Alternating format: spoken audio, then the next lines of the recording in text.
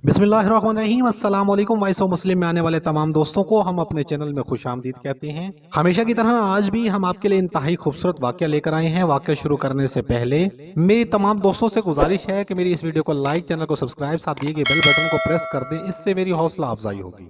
आज का हमारा टॉपिक है पीरों के पीर शेख अब्दुल कादिर जिलानी के शेख अब्दुल कादिर जिलानी के एक सच की वजह से कितने लोग अपना माल लुटने से बच गए, और शेख अब्दुल कादिर जिलानी के एक सच की वजह से कितने लोगों ने अल्लाह से तौबा की और वो राह रास्त पर आ गए।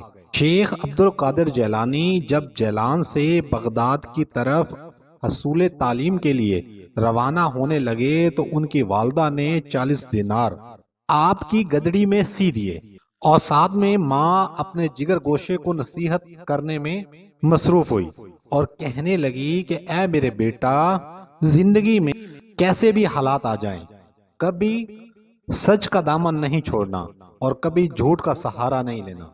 शेख अब्दुल कादिर जिलानी अपनी माँ की नसीहतें सुनने के बाद सफर के लिए रवाना हुए। जमाना कदीम में सफर एक मुश्किल मरहला था और सफर अकेले नहीं किया जाता था। सफर करने के लिए काफिले तैयार किए जाते थे और काफिलों की सूरत में सफर किया जाता था। तो शेख अब्दुल कादिर जिलानी बगदाद जाने वाले काफिले के साथ शामिल हो गए। काफिला बगदाद के लिए रवां दवा था कि रास्ते में अहमद बदली के डाकुओं ने काफिले पर हमला कर दिया और काफिले को लूटना शुरू कर दिया। अहमद बदली दूर खड़ा होकर ये तमाम मामलात देख रहा था। हजरत शेख अब्दुल कादिर जिलानी भी इन मामलात को देख रहे थे। डाकुओं ने काफिला लूटना शुरू किया और करते करते आखिरी बंदे तक लूट लिया, और उनमें से एक डाकू हजरत शेख अब्दुल कादिर जिलानी के पास आया और कहने लगा, ऐ लड़के, तुम्हारे पास भी कुछ है, और अगर कुछ है तो निकाल दो। जिस पर हजरत शेख अब्दुल कादिर जिलानी ने कहा, मेरे पास 40 दिनार हैं। उस दौर में 40 दिनार की बहुत बड़ी वैल्यू हुआ करती थी। वो डाकू हंसते हुए वहां से चला गया। फिर एक और डाकू आया, उसने फिर से यही सवाल किया, क्या आपके पास कुछ है? तो आपने फिर वही जवाब दिया कि मेरे पास 40 दिनार हैं। वो भी हंसते हुए आपके पास से चला गया। करते करते ये बात डाकुओं के सरदार अहमद बदरी को पता चली। अहमद बदरी ने उस नौजवान से सवाल किया, क्या तुम्हारे पास कुछ है? तो शेख अब्दुल कादिर जिलानी ने कहा, जी बिल्कुल, मैं पहले भी 2 लोगों को बता चुका हूँ, मेरे पास 40 दिनार हैं। अहमद बदरी ने दरियाफ्त किया, वो कहाँ हैं? तो आपने बताया कि वो मेरी माँ ने मेरी गदड़ी में सी दिए हैं। जिस पर अहमद बदरी ने एक डाकू को कहा, इसकी तलाशी लो और दिनारों को चेक करो। जब देखा गया तो वाकई ही वहां पर 40 दिनार मौजूद थे। जिस पर अहमद बदरी बहुत हैरान और परेशान हुआ। उसने कहा, ऐसी कौन सी वजह है कि तुमने इस रकम के बारे में हमें बताया?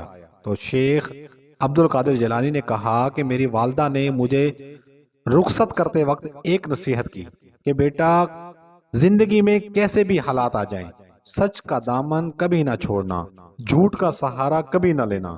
अब मैं इस दुनियावी दौलत की खातिर अपनी माँ की नसीहत को किस तरह छोड़ सकता हूँ?